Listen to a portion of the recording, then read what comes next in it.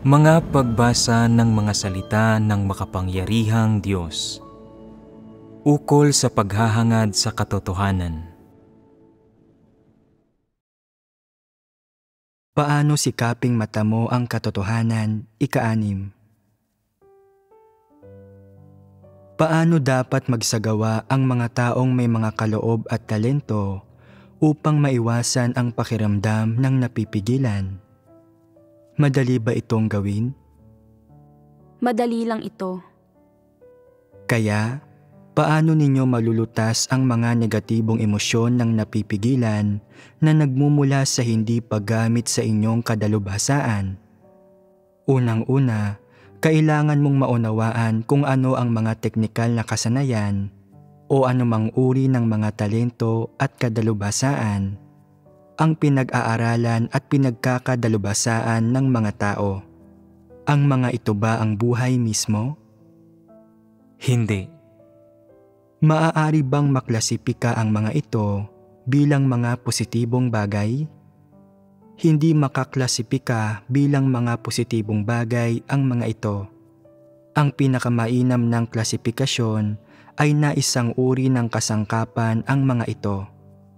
Sa lipunan at sa sekular na mundo, ang mga ito ay mga abilidad na nagbibigay daan lamang sa mga tao na makapagtustos ng sapat para sa kanilang sarili at mapanatili ang kanilang kaligtasan. Ngunit sa mga mata ng sambahayan ng Diyos, nakakuha ka lang ng isang uri ng teknikal na kasanayan. Ito ay isang uri lamang ng kaalaman. Ito ay isang uri ng simple at purong kaalaman. Tiyak na hindi ito nagpapahiwatig ng pagiging marangal o pagiging aba ng isang tao. Hindi masasabing mas marangal kaysa sa iba ang isang tao dahil lamang sa nagtataglay siya ng isang partikular na kadalubhasaan o kasanayan. Kaya, paano makikita ang pagiging marangal o aba ng isang tao? Sa pamamagitan ng pagtingin sa kanilang pagkatao, kanilang mga hinahangad at sa landas na kanilang tinatahak. Ang mga teknikal na kasanayan o kadalubhasaan ay maaari lamang kumatawan sa kung anong partikular na kasanayan o kaalaman ang nakamit mo, gaano kalalim o kababaw ang iyong pagkaunawa rito, at kung anong antas ng kahusayan ang natamo mo rito. Ang mga teknikal na kasanayan at kadalubhasaan ay maaari lamang talakayin sa usapin ng kahusayan, dami, lalim, at kung ang isang tao ay lubos na biyasa sa larangang iyon o may mababaw lang na kaalaman tungkol dito. Hindi ito maaaring gamitin para suriin ang kalidad ng pagkatao ng isang tao, ang kanilang mga hinahangad, o ang landas na kanilang tinatahak.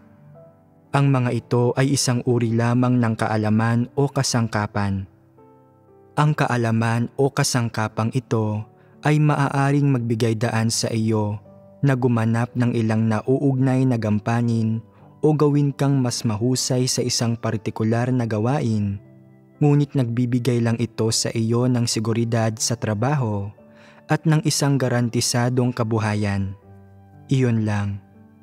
Paano man tingnan ng lipunan ang iyong mga teknikal na kasanayan at kadalubhasaan, ano't anuman, ganito tinitingnan ng sambahayan ng Diyos ang mga ito. Hindi kailanman magiging iba ang pagturing ng sambahayan ng Diyos sa isang tao.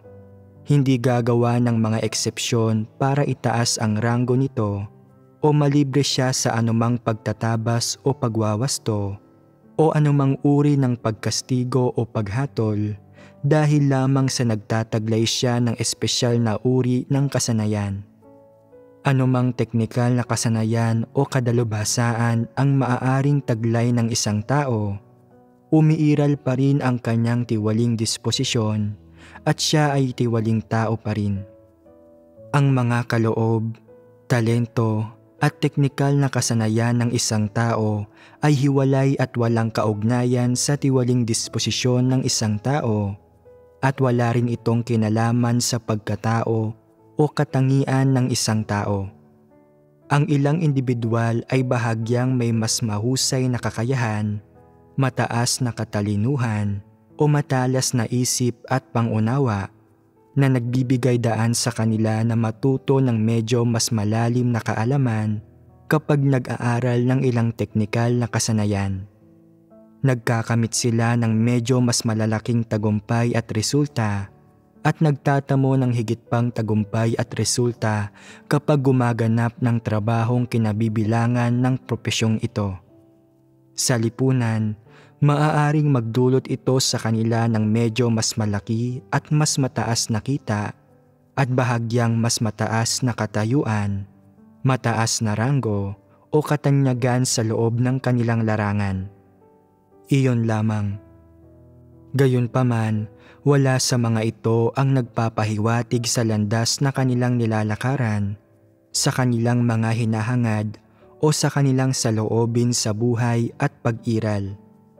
Ang mga teknikal na kasanayan at kadalubhasaan ay mga bagay na purong nasa larangan ng kaalaman at walang kinalaman ang mga ito sa mga iniisip, pananaw o perspektiba at paninindigan ng isang tao sa anumang bagay.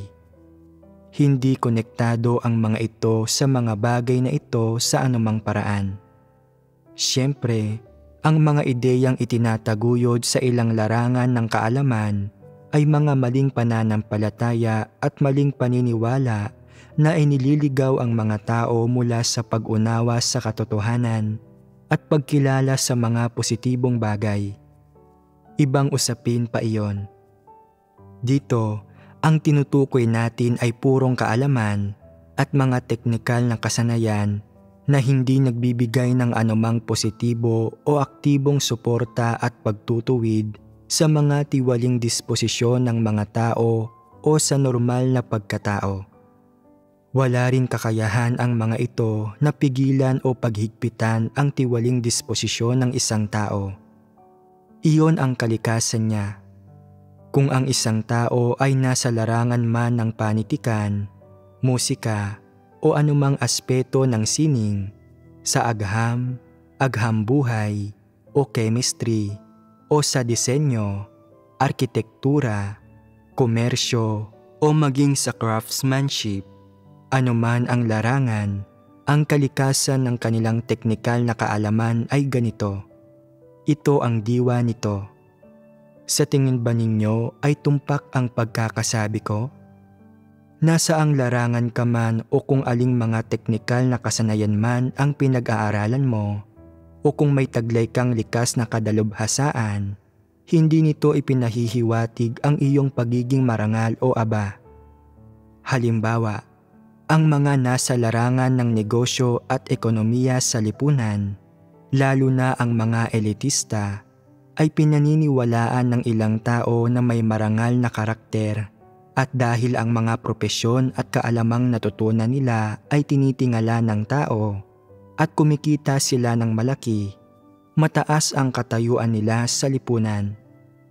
Gayunpaman, hindi umiiral sa sambahayan ng Diyos ang gayong opinyon at hindi sila susuriin ng sambahayan ng Diyos sa ganitong paraan. Sapagkat ang mga prinsipyo at pamantayang ginagamit ng mga tao para suriin ang bagay na ito ay hindi ang katotohanan, kundi ang mga pagkaunawa ng tao na nabibilang sa kaalaman ng tao. Ang gayong mga pananaw ay hindi mapaninindigan sa sambahayan ng Diyos. Upang magbigay ng isa pang halimbawa, ang ilang tao ay mangingisda, tindera sa kalye, o manggagawa sa lipunan. Itinuturing silang mababa ang katayuan at walang sino man ang humahanga sa kanila. Gayunpaman, sa sambahayan ng Diyos, ang lahat ng hinirang ng Diyos ay pantay-pantay. Sa harap ng katotohanan, lahat ay pantay-pantay at walang pagkakaiba sa pagitan ng marangal o abang tao. Hindi ka ituturing na marangal dahil sa may mataas kang katayuan o nabibilang ka sa isang marangal na propesyon sa lipunan, at hindi ka rin ituturing na aba dahil sa gumaganap ka ng isang trabaho na may mababang katayuan sa lipunan. Sa makatuwid, Sa sambahayan ng Diyos at sa mga mata ng Diyos, itinuturing man na mataas o mababa ang iyong identidad, halaga at katayuan, ay walang anumang kinalaman sa iyong mga profesional na abilidad, teknikal na kahusayan, o sa kadalubhasaang taglay mo. Sinasabi ng ilan, dati akong commander, general at marshal sa hukbo. Sinasabi ko sa kanila, tumabi ka. Bakit kailangan mong tumabi? Sapagkat masyadong malubha ang iyong satanikong disposisyon at nasusuklam akong tingnan ka. Una, gumugol ng ilang oras sa pagbabasa ng mga salita ng Diyos, magkamit ng pag-unawa sa ilang katotohanan, at isabuhay ang kaunting wangis ng tao. At pagkatapos, kapag bumalik ka na, matatanggap ka na ng lahat.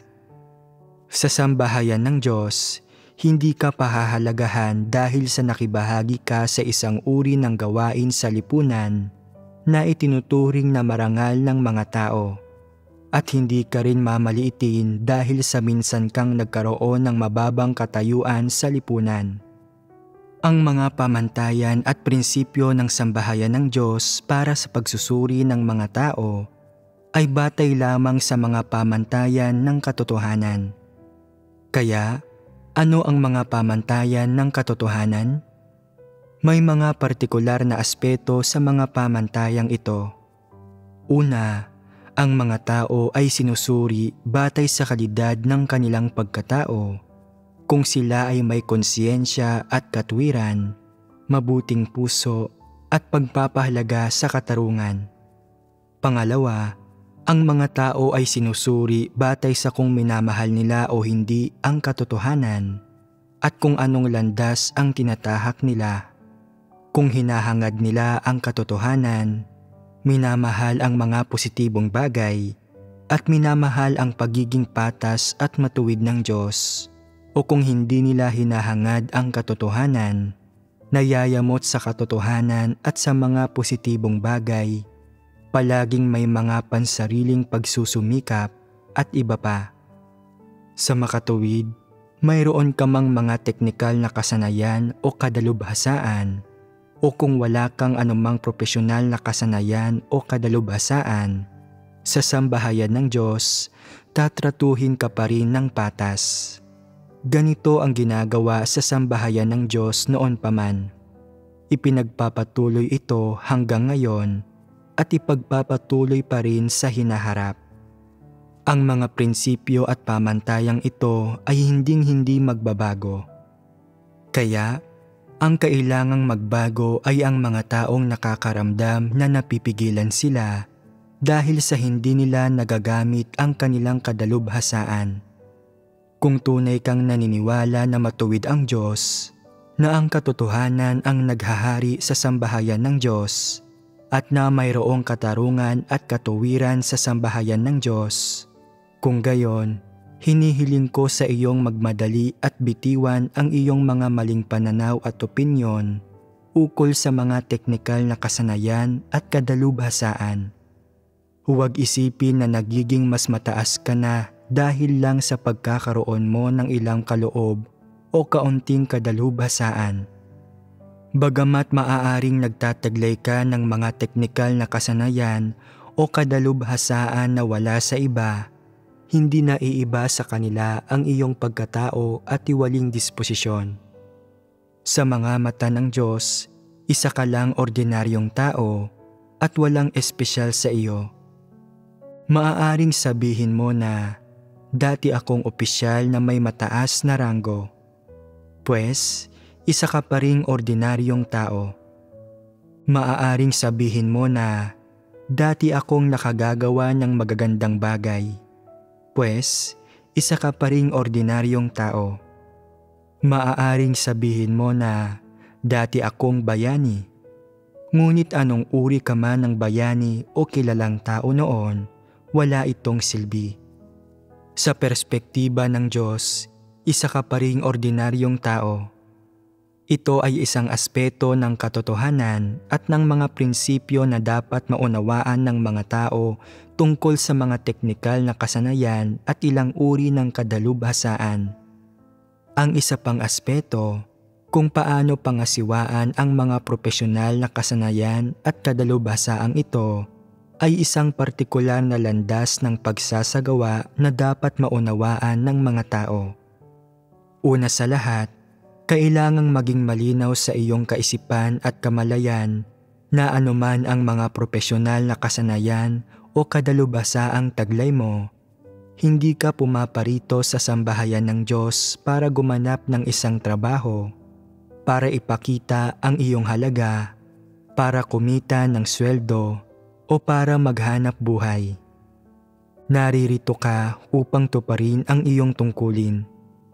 Ang tanging identidad mo sa sambahayan ng Diyos ay bilang isang kapatid. Sa madaling salita, isang nilikha sa mga mata ng Diyos. Wala kang pangalawang identidad. Ang isang nilikha sa mga mata ng Diyos ay hindi isang hayop, gulay o dyablo.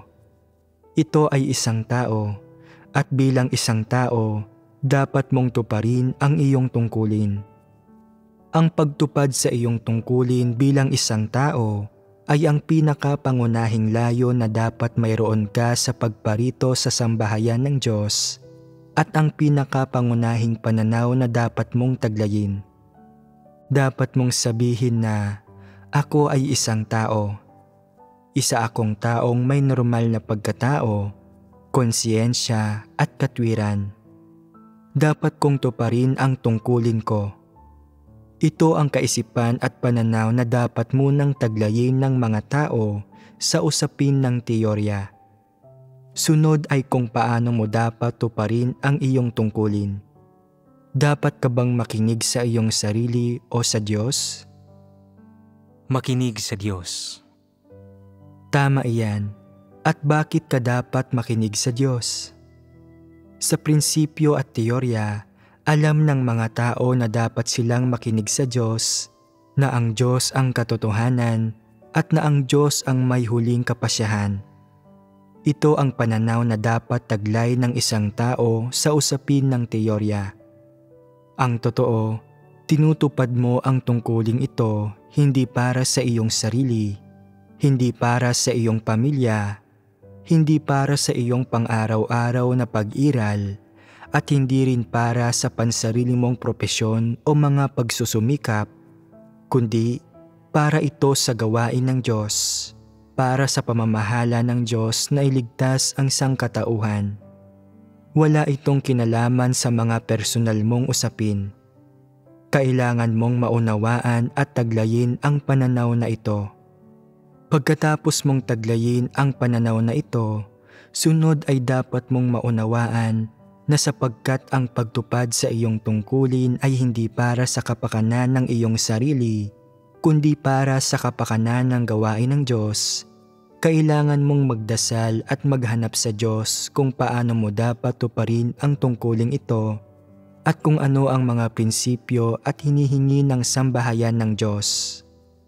Gawin mo ang iyong tungkulin sa anumang paraang sinasabi sa iyo ng Diyos, ginagawa ang anumang ipagawa niya sa iyo, nang walang anumang sinasabi tungkol dito, nang walang pag-aatubili o pagtanggi. Ito ay tiyak. Dahil ito ang sambahayan ng Diyos, tama at nararapat lamang na gampanan ng mga tao ang mga tungkuling dapat nilang gampanan dito. Ngunit hindi ito ginagawa ng mga tao para sa kanilang sarili, para sa kanilang pang-araw-araw na pag-iral, buhay, pamilya o propesyon. Kung gayon, para saan nila ito ginagawa? Para sa gawain ng Diyos at para sa pamamahala ng Diyos. Ano man ang partikular na propesyon o uri ng gawain ang sangkot dito, ito man ay kasing liit ng isang bantas o ng estilo ng pag-format o kasing halaga ng isang partikular na bagay sa trabaho, lahat ito ay nasa saklaw ng gawain ng Diyos. Sa makatuwid, kung mayroon kang katwiran, dapat mo munang tanungin ang iyong sarili. Paano ko dapat isakatuparan ang gawaing ito? Ano ang mga hinihingi ng Diyos? Anong mga prinsipyo ang isinusulong ng sambahayan ng Diyos? Pagkatapos, isa-isang ilista ang mga nauugnay na prinsipyo at kumilos ng mahigpit na alinsunod sa bawat tuntunin at prinsipyo. Hanggat naaayon ito sa mga prinsipyo at hindi lumalampas sa saklaw ng mga ito, lahat ng gagawin mo ay magiging angkop at ituturing at ikaklasipika ito ng Diyos bilang pagtupad mo sa iyong tungkulin. Hindi ba't isa itong bagay na dapat maunawaan ng mga tao? Kung nauunawaan mo ito, hindi ka dapat laging nag-iisip-isip kung paano mo gustong gawin ang mga bagay-bagay o kung ano ang gusto mong gawin. Ang pag-iisip at pagkilos sa ganitong paraan ay wala sa katwiran. Dapat bang gawin ang mga bagay na wala sa katwiran? Hindi. Hindi dapat gawin ang mga ito. Kung nais mong gawin ang mga ito, ano ang dapat mong gawin tungkol dito? Dapat mong talikdan at isuko ang iyong sarili at unahin ang iyong tungkulin at ang mga hinihingi at prinsipyo ng sambahayan ng Diyos. Kung hindi ka mapalagay at pinagbibigyan mo ang iyong mga hilig at libangan sa iyong libreng oras, kung gayon, hindi maghihimasok ang sambahayan ng Diyos dito. Ito ay isang aspeto ng kung ano ang dapat mong maunawaan, kung ano ang iyong tungkulin at kung paano mo ito dapat tuparin. Ang isa pang aspeto ay nauukol sa isyu ng propesyonal na kadalubhasaan at kasanayan ng mga tao. Paano mo dapat harapin ang usapin ng mga propesyonal na kasanayan at kadalubhasaan? Kung kinakailangan ng sambahayan ng Diyos na gamitin mo ang iyong propesyonal na kadalubhasaan at mga kasanayan, kung saan ikaw ay mahusay o nakabisado mo na, ano ang dapat magiging saloobin mo? Dapat mong gamitin ang mga ito nang walang pag-aalinlangan. Tulutan ang mga ito na gawin ang silbi ng mga ito at ipakita ang halaga ng mga ito sa iyong tungkulin hanggat maaari. Hindi mo dapat hayaang masayang ang mga ito. Dahil pwede mong gamitin ang mga ito, naiintindihan mo ang mga ito at naging dalubhasa ka na sa mga ito, dapat mong ipagamit ang mga ito. Ano ang prinsipyo ng paggamit sa mga ito? Iyon ay, anuman ang kailangan ng sambahayan ng Diyos, gaano man karami ang kailangan nito, at hanggang saan man ito nangangailangan, ginagamit mo ang mga kasanayang ito sa paraang may pagtitimpi at pag-iingat. Gamitin ang iyong mga teknikal na kasanayan at kadalubhasaan sa iyong mga tungkulin. Tulutan ang mga ito na gampanan ang silbi ng mga ito at bigyang daan kang makapagkamit ng mas magagandang resulta sa iyong tungkulin. Sa ganitong paraan, hindi ba't magkakaroon ng dahilan ang pag-aaral mo sa iyong mga propesyonal na kasanayan at kadalubhasaan? Hindi ba't magkakaroon ng halaga ang mga ito? Hindi ba't makapagbibigay ka ng kontribusyon? Handa ka bang mag-ambag sa ganitong paraan? Oo. Magandang bagay iyan. Tungkol naman sa mga kasanayan at kadalubhasaan na walang silbi sa sambahayan ng Diyos, sadyang hindi hinihingi o hinihikayat ng sambahayan ng Diyos ang mga ito, at ang mga nagtataglay ng mga gayong kasanayan o kadalubhasaan ay hindi dapat basta-bastang gamitin ang mga ito. Paano mo dapat unawain ang bagay na ito? Sa pamamagitan ng pagtalikod sa mga kasanayang iyon. Mismo, ang pinakasimpleng diskarte ay ang talikdan ang mga ito, ang kumilos na parang hindi mo kailanman natutunan ang mga ito. Sabihin mo sa akin, kung kusang loob mong bibitiwan ang mga ito, lilitaw pa rin ba ang mga ito at guguluhin ka kapag nasa proseso ka ng pagtupad sa iyong tungkulin? Hindi na. Hindi ba't ikaw na ang magpapasya rito? Ang mga ito ay kaunting kaalaman lamang. Gaano kalaking problema, gaano kalubhang epekto ang maidudulot ng mga ito.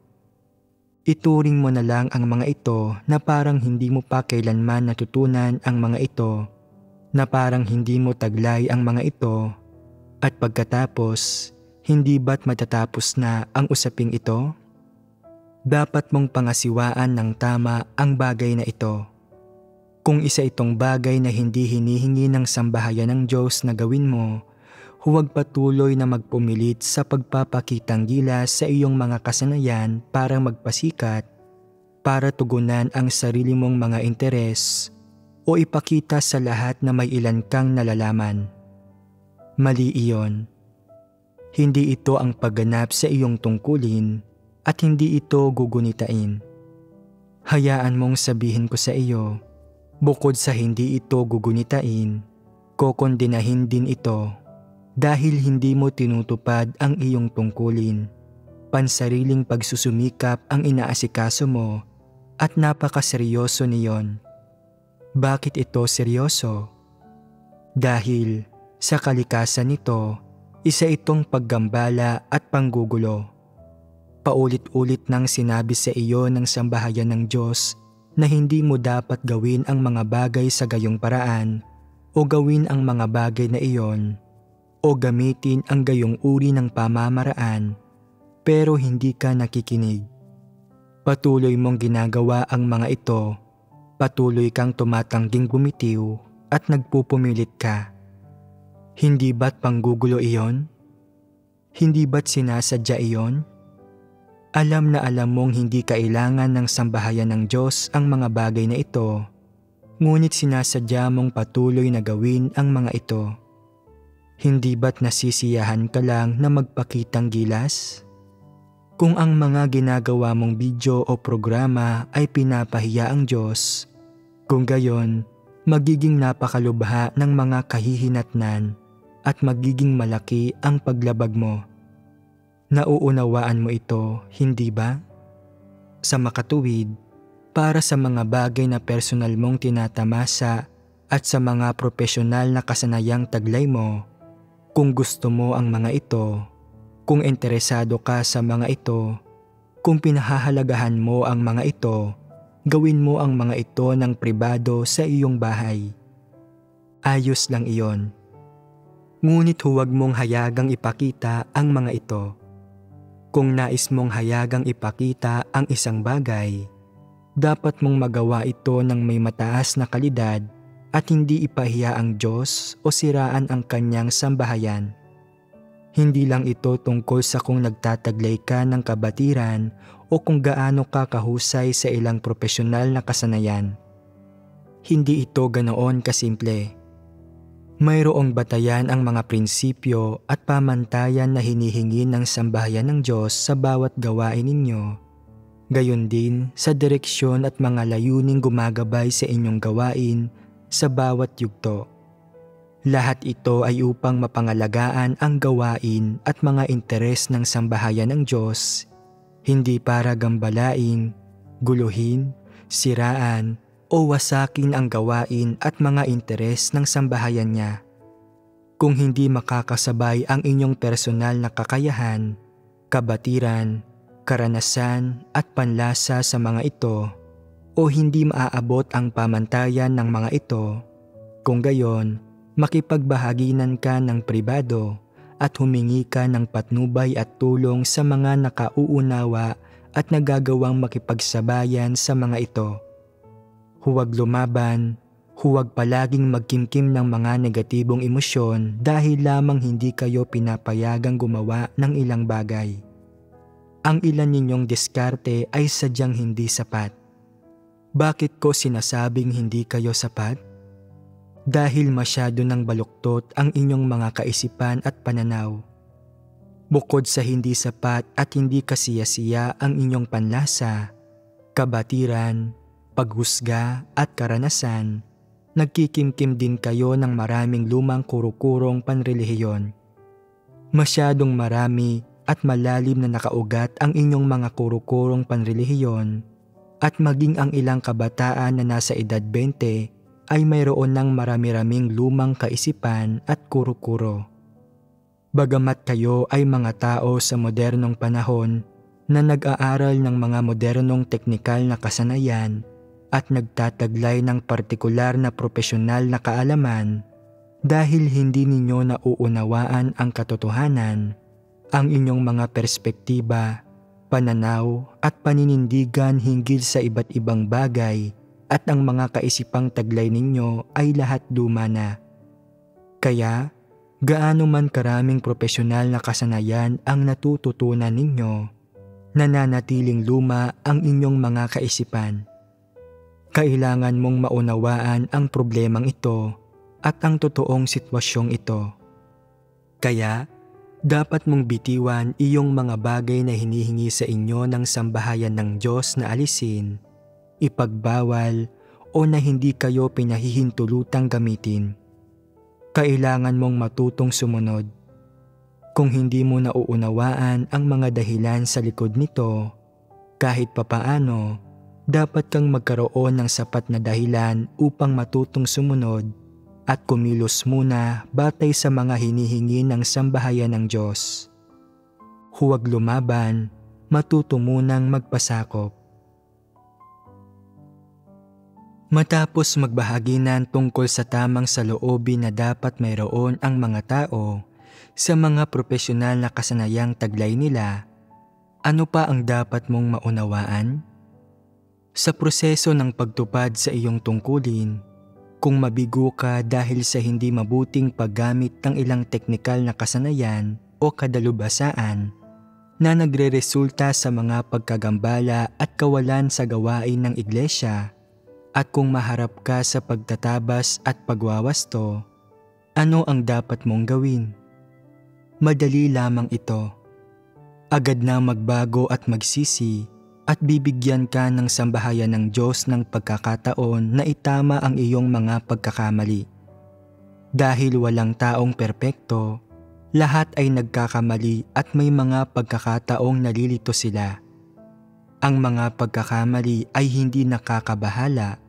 Ang nakakabahala ay kung patuloy mong gagawin ang mga parehong pagkakamali ng paulit-ulit, tuloy-tuloy na ginagawa ang mga parehong pagkakamali at hindi nagbabago hanggang sa umabot ka sa puntong wala ka nang magagawa.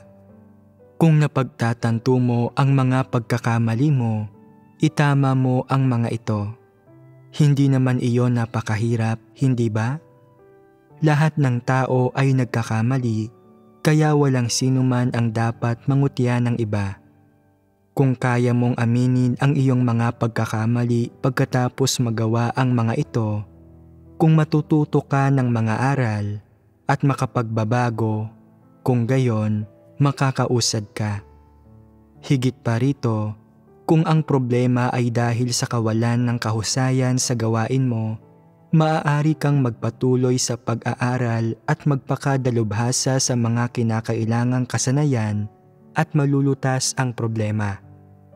Kung masisiguro mo na hindi mo mauulit ang pagkakamaling iyon sa hinaharap, hindi ba't iyon na ang wakas nito? Napakasimpleng bagay nito. Hindi mo na kailangang makaramdam na napipigilan ka dahil lang sa palagi kang nagkakamali dulot ng maling paggamit ng iyong mga profesional na kasanayan at nahaharap ka sa pagtatabas at pagwawasto. Bakit ka pa nakakaramdam na napipigilan? Bakit napakarupok mo? Anuman ang sitwasyon o kapaligiran sa trabaho, nagkakamali ang mga tao paminsan-minsan at may mga aspeto kung saan nagkukulang ang kanilang mga kalidad, kabatiran at perspektiba. Normal lang ito at kailangan mong matutunan kung paano ito harapin ng tama. Ano't anuman, kahit ano pa ang pagsasagawa mo, dapat mong harapin ito ng tama at kusa. Huwag manlumo o makaramdam ng pagkanegatibo o pagpipigil kapag nakaranas ng kaunting paghihirap at huwag masadlak sa mga negatibong emosyon. Hindi kailangan ang lahat ng iyon, huwag nang palakihin ang usaping ito. Ang dapat mong gawin ay agad na pagnilay-nilayan ang iyong sarili at tukuyin kung may isyu sa iyong mga profesional na kasanayan o problema sa iyong mga layunin. Suriin kung mayroong anumang karumihan sa iyong mga kilos o kung ang ilang kuro-kuro ang may kasalanan. Pagnilayan ang lahat ng aspeto. Kung ito ay isang problema ng kawalan ng kahusayan, maaari kang magpatuloy sa pag-aaral, maghanap ng taong tutulong sa iyo na tumuklas ng mga solusyon o kumonsulta sa mga tao na nasa parehong larangan. Kung may kalakip na ilang maling layunin na kinasasangkutan ng isang problema na maaaring malutas gamit ang katotohanan, maaari kang lumapit sa mga lider ng iglesia o sa isang taong nakakaunawa sa katotohanan para ikonsulta ito at makipagbahaginan dito. Makipag-usap sa kanila tungkol sa kalagayan mo at hayaan silang tulungan kang lutasin ito. Kung isa itong isyu na may kinalaman ang mga kuro-kuro, sa sandaling masuri at mapagtanto mo ang mga ito, maaari mong himayin at unawain ang mga ito. Pagkatapos ay iwasan at talikuran ang mga ito. Hindi ba't iyon lang naman iyon? Ang bagong araw ay may dalang bagong pag-asa.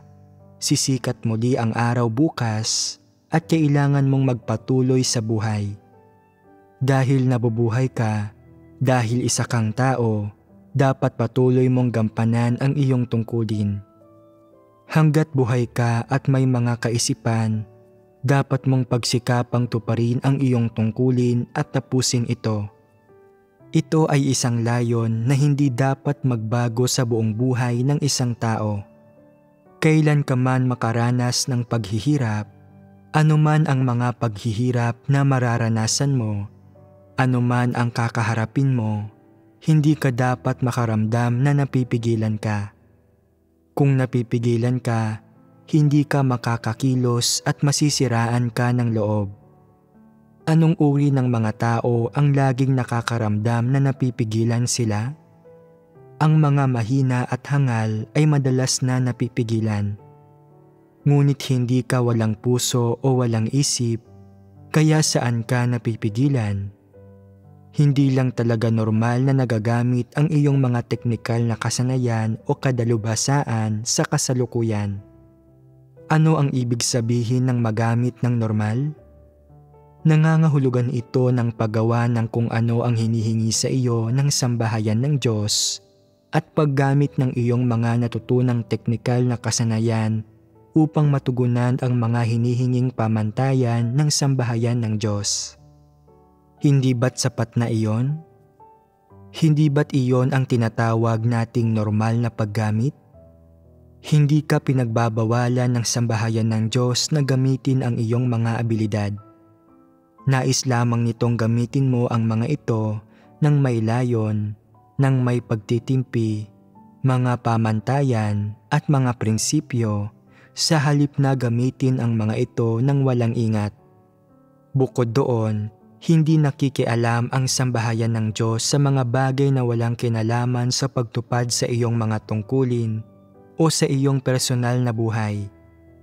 Tanging sa mga usapin ng pagtupad sa iyong mga tungkulin, mayroong mahigpit na mga panuntunan at mga hinihinging pamantayan ang sambahayan ng Diyos.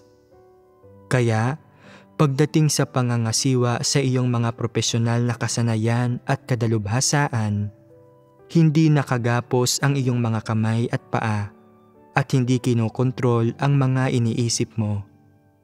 Malaya kang mag-isip. Ang iyong mga kamay at paa ay malaya at ang iyong puso ay malaya rin. Kaya lang, kapag umuusbong sa iyo ang mga negatibong emosyon, pinipili mong umatras, manlumo, tumanggi at lumaban. Ngunit kung pipiliin mong harapin ang mga bagay-bagay ng positibo, makinig ng mabuti at sundin ang mga prinsipyo, panuntunan at mga hinihingi ng sambahayan ng Diyos, hindi ka mawawalan ng landas na tatahakin o ng mga bagay na dapat gawin. Hindi ka isang inutil na tao, isang mahina o isang hangal. Binigyan ka ng Diyos ng malayang kalooban, normal na pag-iisip at normal na pagkatao. Kaya, mayroon kang tungkulin na dapat tuparin at dapat mong tuparin ang sarili mong tungkulin. Higit pa rito, mayroon kang mga profesional na kasanayan at kadalubhasaan. Kaya, sa sambahayan ng Diyos, isa kang kapaki-pakinabang na tao. Kung magagamit mo ang iyong kadalubhasaan gaya ng nararapat sa ilang aspeto ng gawain sa sambahayan ng Diyos na may kinalaman sa mga profesional na kasanayan at kadalubhasaan, mahahanap mo ang iyong posisyon at matutupad ang tungkulin ng isang nilikha.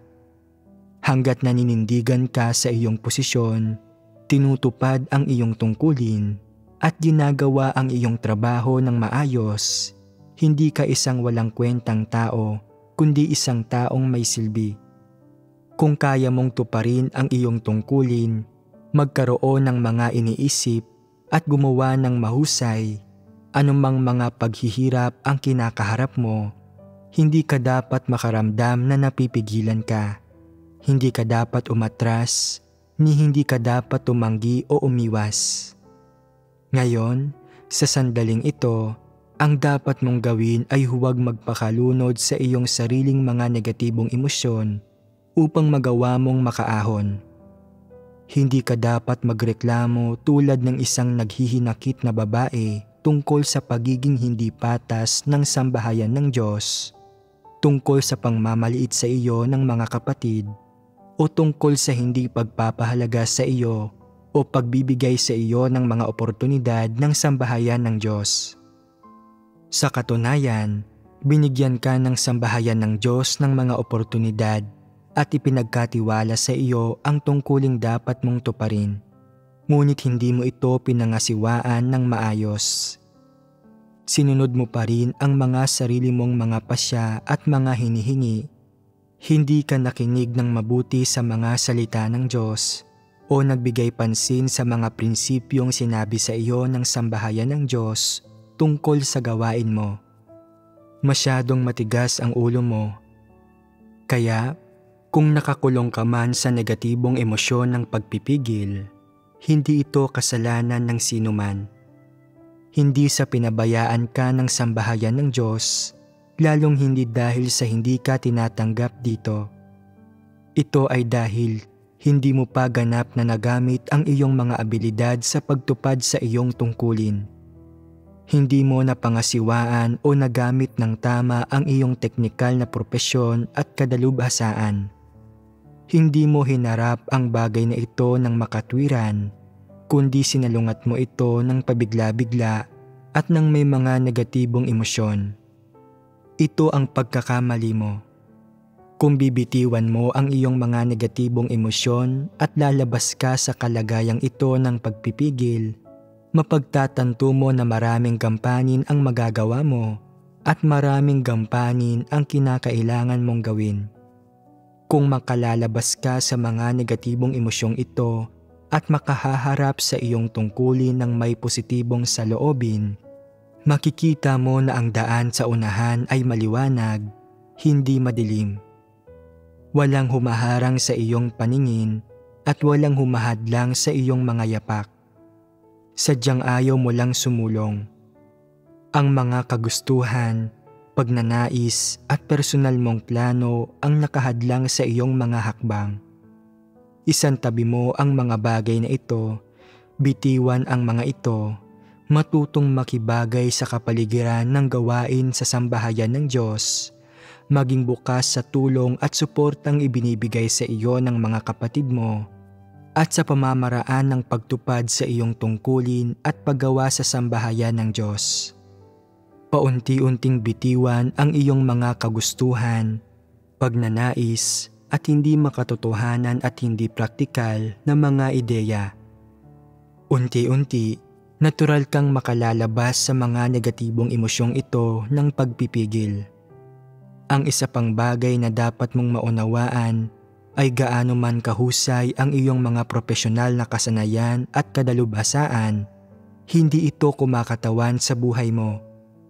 Hindi ito kumakatawan sa iyong pagkahinog sa buhay o na ikaw ay nakatanggap na ng kaligtasan.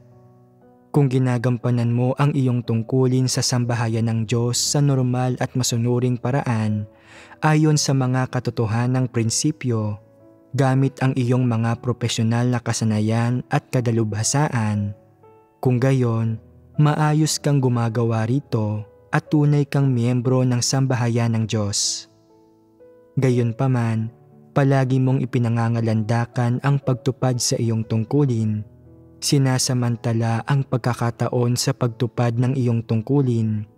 Sinasamantala ang mga oportunidad na ibinibigay ng sambahayan ng Diyos at sinusunod ang mga kagustuhan, ambisyon at hangarin mo upang lubos na magamit ang iyong sariling kadalubhasaan.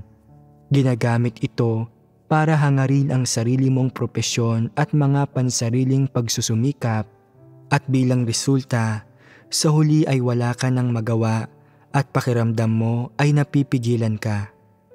Sino ang nagsanhi ng pagpipigil na ito? Ikaw mismo ang nagsanhi nito. Kung patuloy mong hahangarin ang mga pansarili mong pagsusumikap habang tinutupad ang iyong tungkulin sa sambahayan ng Diyos, hindi iyon gagana rito. Dahil hindi ito ang tamang lugar para doon. Mula sa simula hanggang sa wakas, ang tinatalakay sa sambahayan ng Diyos ay ang katotohanan. Ito ang mga hinihingi ng Diyos at ang kanyang mga salita. Bukod sa mga ito, wala nang dapat pag-usapan pa.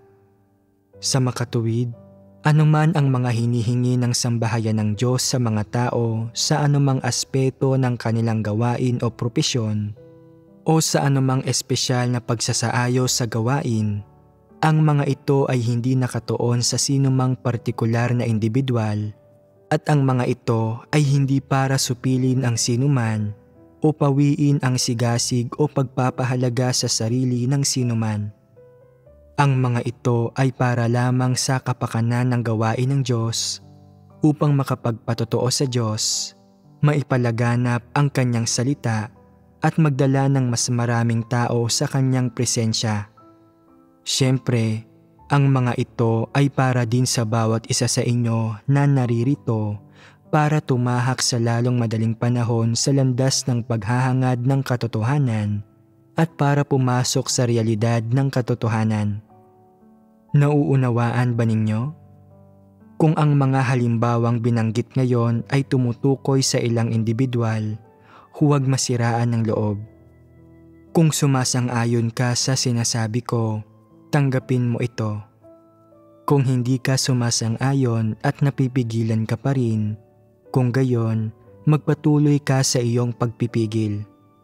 Tingnan natin kung hanggang saan maaaring makaramdam ng pagpipigil ang mga gayong tao at kung hanggang kailan sila makatatagal sa sambahayan ng Diyos habang daladala ang mga gayong negatibong emosyon nang hindi naghahangad sa katotohanan o nagbabago. Kung hindi nila bibitiwan ang pagpipigil, ang mga namumuhay sa negatibong damdaming ito ay mahaharap sa isa pang desbentaha. Sa sandaling mabigyan sila ng oportunidad, mabilis silang kumikilos at gumagawa. Sila na ang nangangasiwa at binabaliwala nila ang lahat ng hinihingi, panuntunan at prinsipyo ng sambahayan ng Diyos. Kumikilos ng walang ingat at ganap na nagpapakasasa sa sarili nilang mga hangarin. Sa sandaling kumilos sila, magiging napakalubha ng mga kahihinatnan. Sa mas maliit na antas, maaaring makapagdulot sila ng mga kawalan sa pananalapi sa sambahayan ng Diyos o sa isang mas malaking antas, maaari nilang magambala ang gawain ng iglesia. Kung iiwasan ng mga lider at supervisor na iyon ang kanilang responsibilidad, at mabibigo silang lutasin ang mga problema, maaapektuhan din nito ang gawain ng pagpapalawig ng ebanghelyo ng sambahayan ng Diyos na kinapapalooban ng paglaban sa Diyos. Kung nangyayari ang mga ganitong insidente at kahihinatnan sa mga taong ito, darating na ang kanilang katapusan. Sa halip na hulaan ang kanilang kinabukasan, mas mabuting maaga pa lang ay bitiwan na nila ang pagpipigil at baguhin ang mga saloobin at opinyon na patuloy nilang pinanghahawakan sa masyadong pagpapahalaga at pagbibigay ng importansya sa mga teknikal na kasanayan at kadalubhasaan. Mahalaga para sa kanila na baligtarin ang kanilang mga pananaw at huwag masyadong panghawakan ang mga ito. Ang dahilan ng hindi masyadong paghawak sa mga ito ay hindi dahil sa hindi sila gaanong mahalaga sa sambahayan ng Diyos sa simula o dahil sa aking paghatol o negatibong opinyon sa mga bagay na ito. Ito ay dahil ang mga teknikal na kasanayan at kadalubhasaan ay isang uri ng kasangkapan. Hindi nito kinakatawan ang katotohanan o buhay. Kapag lumipas na ang langit at ang lupa, maglalaho rin ang anumang teknikal na kasanayan at kadalubhasaan, samantalang ang mga positibong bagay at katotohanan na nakuha ng mga tao ay hindi lamang hindi maglalaho, hinding-hindi rin mawawala ang mga ito. Gaano man kalalim, kahusay, o kakatangi-tangi ang mga teknikal na kasanayan o ang espesyal na kadalubhasaan na taglay mo, hindi nito mababago ang sangkatauhan o ang mundo. Hindi rin ito mababago ang kahit isang maliit na kaisipan o pananaw na mayroon ang mga tao. Ang mga bagay na ito ay hindi man lang makapagbabago sa isang maliit na kaisipan o pananaw, lalo na sa tiwaling disposisyon ng mga tao na lalong hindi nila kayang baguhin. Hindi mababago ng mga ito ang sangkatauhan, ni mababago ang mundo. Hindi matutukoy ng mga ito ang kasalukuyan ng sangkatauhan, ang paparating nilang mga araw, o ang kanilang hinaharap, at tiyak na hindi matutukoy ng mga ito ang kapalaran ng sangkatauhan. Iyon talaga ang totoo. Kung hindi ka naniniwala sa akin, maghintay ka lang at tingnan mo ang mangyayari. Kung hindi ka naniniwala sa aking mga salita at patuloy mong pinahahalagahan ang mga bagay tulad ng kaalaman, mga teknikal na kasanayan at kadalubhasaan, tingnan mo kung sino ang maaantala kapag pinahalagahan mo ang mga ito hanggang sa huli, at tingnan mo kung ano ang makakamit mo mula sa mga ito. Ang ilang tao ay may mataas na kasanayan at kaalaman sa teknolohiya ng kompyuter, nahihigitan nila ang karaniwang tao at sila ang mahusay sa larangang ito. Sila ay mga teknisyan na marami ng karanasan, umaasta bilang nakatataas saan man sila pumunta at ipinapahayag nila na napakahusay ko sa kompyuter. Isa akong computer engineer. Kung patuloy kang aasta ng ganito, tingnan natin kung gaano talaga kalayo ang mararating mo at kung saan ka hahantong. Dapat mong iwaksi ang titulong ito at muling tukuyin ang iyong sarili. Isa kang ordinaryong tao.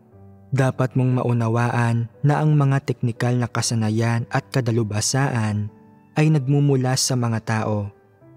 Limitado ang mga ito sa kakayahan ng pag-iisip at mga kaisipan ng mga tao. Pinupuno lamang ang mga neuron sa utak ng mga tao, nag-iiwan ng mga impresyon at bakas sa kanilang mga alaala. Gayunpaman, walang positibong epekto ang mga ito sa disposisyon sa buhay ng isang tao o sa kanyang landas sa hinaharap.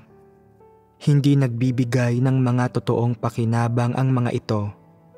Kung patuloy kang kakapit sa mga natutunan mong teknikal na kasanayan o kadalubhasaan at ayaw mong bitiwan ang mga ito, palagi mong iniisip na mahalaga at kaibig-ibig ang mga ito, naniniwala na sa pagkakaroon ng mga ito ay nakatataas ka, na mas magaling ka kaysa sa iba, na karapat-dapat ka sa karangalan, kung gayon, sinasabi kong hangal ka. Ang mga bagay na iyon ay lubos na walang halaga. Umaasa ako na masusubukan mong bitiwan ang mga ito, palayain ang iyong sarili mula sa titulong teknisyan o propesyonal, lumabas sa limitasyon ng teknikal at propesyonal na mga larangan, at matutong sabihin at gawin ang lahat, at tratuhin ang lahat ng tao at lahat ng bagay sa makatwirang paraan. Huwag magpalayaw sa mga hindi praktikal at hindi makatotohanang ideya. Sa halip, dapat kang manatiling makatotohanan, makatwiran at praktikal. Dapat kang matutong magsalita ng matapat, taos-puso at makatotohanan na naghihikayat ng mga tamang kaisipan at pananaw, perspektiba at paninindigan sa mga tao at bagay-bagay. Ito ay fundamental.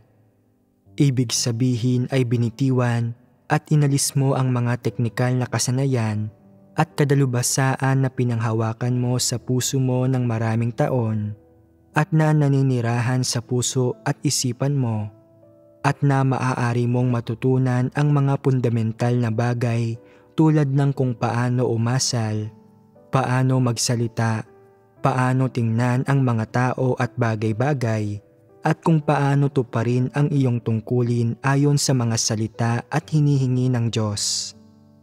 Ang lahat ng ito ay may kaugnayan sa mga landas na tinatahak ng mga tao, sa kanilang pag-iral at sa kanilang kinabukasan. Ang mga bagay na ito na may kaugnayan sa mga landas na tinatahak ng mga tao at sa kanilang kinabukasan ay makapagbabago sa iyong kapalaran, makapagtutukoy sa iyong kapalaran at makaliligtas sa iyo. Sa kabilang banda, hindi mababago ng mga teknikal na kasanayan at kadalubhasaan ang iyong kapalaran o kinabukasan. Hindi matutukoy ng mga ito ang anumang bagay. Kung gagamitin mo ang mga kasanayan at kadalubhasaang ito para magtrabaho sa lipunan, maaari lamang itong makatulong sa iyo na maghanap buhay o mapabuti ang buhay mo kahit papaano. Ngunit hayaan mong sabihin ko sa iyo, kapag pumasok ka sa sambahayan ng Diyos, hindi nito matutukoy ang anumang bagay. Sa halip, maaari pang maging balakid ang mga ito sa pagtupad ng iyong tungkulin at hadlangan ka sa pagiging ordinaryo at normal na tao. Sa makatuwid, anuman ang mangyari, kailangan mo munang magkaroon ng tamang pagkaunawa at perspektiba tungkol dito. Huwag mong isipin na isa kang espesyal na talento o paniwalaan na sa sambahayan ng Diyos, ikaw ay pambihira, nakatataas sa iba o mas espesyal kaysa sa kanila. Hindi ka espesyal sa anumang paraan, partikular na sa paningin ko. Bukod sa pagkakaroon ng ilang espesyal na abilidad o kaalaman at mga kasanayan na wala ang iba, hindi ka naiiba sa sinuman. Ang iyong mga salita, kilos at asal, at ang iyong mga kaisipan at pananaw ay puno ng mga laso ni Satanas, puspos ng mga mali at negatibong kaisipan at pananaw. Maraming bagay ang kailangan mong baguhin, maraming bagay ang kailangan mong ibahin. Kung nananatili kang nakakulong sa isang kalagayan ng pagkakampante, pagkakontento sa sarili at paghanga sa sarili, kung gayon, masyado kang hangal at bilib sa iyong sarili. Kahit na minsan kang nakagawa ng ilang kontribusyon sa sambahayan ng Diyos dahil sa iyong mga profesional na kasanayan at kadalubhasaan, hindi sulit na patuloy mong pahalagahan ang mga bagay na ito. Walang profesional na kasanayan o kadalubhasaan ang karapat-dapat paglaanan ng iyong buong buhay. Maging ang ilagay sa panganib ang iyong kinabukasan at magandang destinasyon para pahalagahan, itaguyod protektahan at panghawakan ang mga ito. Umaabot sa puntong mabubuhay at mamamatay para sa mga ito.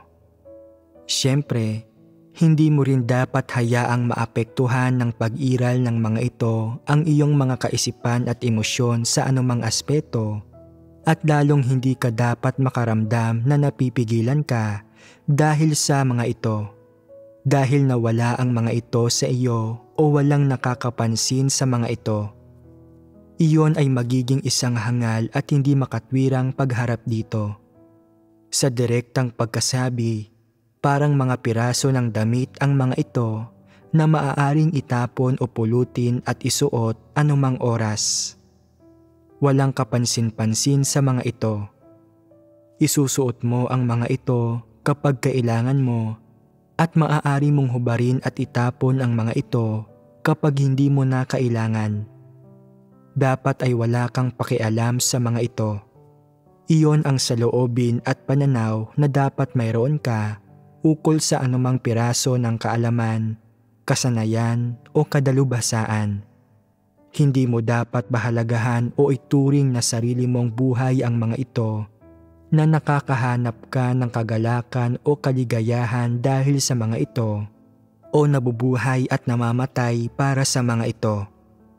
Hindi na kailangan iyon. Dapat mong tratuhin ang mga ito ng makatwiran. Siyempre, kung makukulong ka sa mga negatibong emosyon ng pagpipigil dahil sa mga ito na nakaaapekto sa pagtupad mo sa mga tungkulin at sa pinakamahalagang bagay sa buhay mo na ang hangarin ang katotohanan, iyon ang mas lalong hindi katanggap-tanggap. Dahil ang mga ito ay isang kasangkapan lamang na maaari mong gamitin o itapon anumang oras, hindi dapat pukawin ng mga ito ang anumang pagkagiliw o damdamin sa loob mo. Kaya, paano man tratuhin ng sambahayan ng Diyos ang mga propesyonal na kasanayan o kadalubhasaang natutunan mo, kung sumasang-ayon man ang sambahayan ng Diyos sa mga ito o hinihiling sa iyo na bitiwan ang mga ito, o kinokondena at pinupuna pa nga ang mga ito, hindi ka dapat magkaroon ng sarili mong mga opinyon.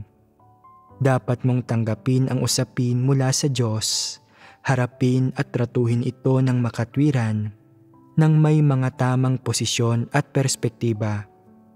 Kung ginagamit ng sambahayan ng Diyos ang mga kasanayan mo, ngunit nakikitang kulang ang mga ito, maaari kang matuto at pagbutihin mo ang mga ito.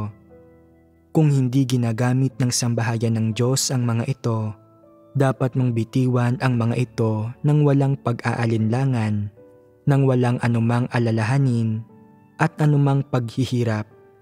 Ganoon lang kasimple. Ang katunayan na walang silbi ang iyong mga propesyonal na kasanayan at kadalubhasaan sa sambahayan ng Diyos ay hindi personal na nakadirekta sa iyo. Hindi rin ito inaalis ang iyong karapatang tuparin ang iyong tungkulin.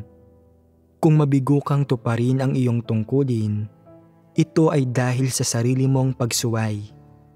Kung sasabihin mong, minamaliit ako ng sambahayan ng Diyos, pati na rin ang aking mga talento at ang kaalamang natamo ko, at hindi ako nito tinatrato bilang isang individual na may talento, kaya hindi ko nagagampanan ang tungkulin ko. Personal mong desisyon iyon na hindi gampanan ang iyong tungkulin. Hindi iyon dahil sa ipinagkait sa iyo ng sambahayan ng Diyos ang oportunidad o inalis ang iyong karapatang gampanan ito. Kung mabibigo kang tuparin ang iyong tungkulin, katumbas ito ng pagsuko mo sa iyong pagkakataon na mailigtas. Dahil inuuna mo ang pagpapanatili sa iyong mga propesyonal na kasanayan, kadalubhasaan at personal na dignidad, tinatalikuran mo ang pagtupad sa iyong tungkulin at ang pag-asa na makatanggap ng kaligtasan. Sabihin mo sa akin, makatwiran ba ito o hindi makatwiran? Ito ba ay hangal o matalino? Kaya, mayroon bang landas para sa kung ano ang dapat mong piliin? Mayroong landas. Kung gayon, Nararamdaman mo pa rin bang napipigilan ka? Hindi ka na napipigilan, tama? Ang mga individual na may mga emosyon na napipigilan at iyong mga walang emosyon na napipigilan ay ganap na may magkakaibang saloobin sa pagtupad ng kanilang mga tungkulin at ganap na magkakaibang paraan sa paggawa ng mga bagay-bagay. Ang mga taong napipigilan ay hindi kailanman magiging masaya, hindi sila makakaramdam ng kapayapaan o kagalakan, at hindi nila mararanasan ang kasiyahan at kaginhawahan na dulot ng pagtupad sa kanilang mga tungkulin. Siyempre, pagkatapos makalaya mula sa negatibong emosyong ito ng pagpipigil, makakaramdam ang mga tao ng kaligayahan, kaginhawahan at kasiyahan sa pagtupad ng kanilang mga tungkulin sa loob ng sambahayan ng Diyos. Pagkatapos nito, dapat magsikap ang ilang tao sa kanilang paghahangad sa katotohanan. Magiging maliwanag ang kinabukasan para sa mga taong tulad nito. Gayunpaman, kung palagi mong nararamdamang napipigilan ka at hindi mo hinahanap ang katotohanan para palayain ang iyong sarili, kung gayon, magpatuloy ka sa iyong pagpipigil at tingnan kung gaano katagal ka makapagtitiis. Kung mananatili ka sa ganitong kalagayan ng pagpipigil, magiging mapanglaw ang iyong hinaharap, napakadilim, kaya wala kang anumang makita at walang magiging landas sa unahan. Mamumuhay ka sa bawat araw ng nalilito, magiging napakamangmang mo. Sa katunayan, hindi mahalaga ang usaping ito. Isang maliit na bagay lamang ito, ngunit hindi makawala ang mga tao mula rito, hindi mabitiwan o mabago ito. Kung mababago nila ito, ang kanilang mentalidad at ang mga hangarin ng kanilang puso, pati na ang kanilang mga hinahangad ay magiging iba. Sige na, tatapusin na natin dito ang ating pagbabahaginan ngayong araw. Umaasa ako na makalalaya na kayo mula sa negatibong emosyon ng pagpipigil sa lalong madaling panahon.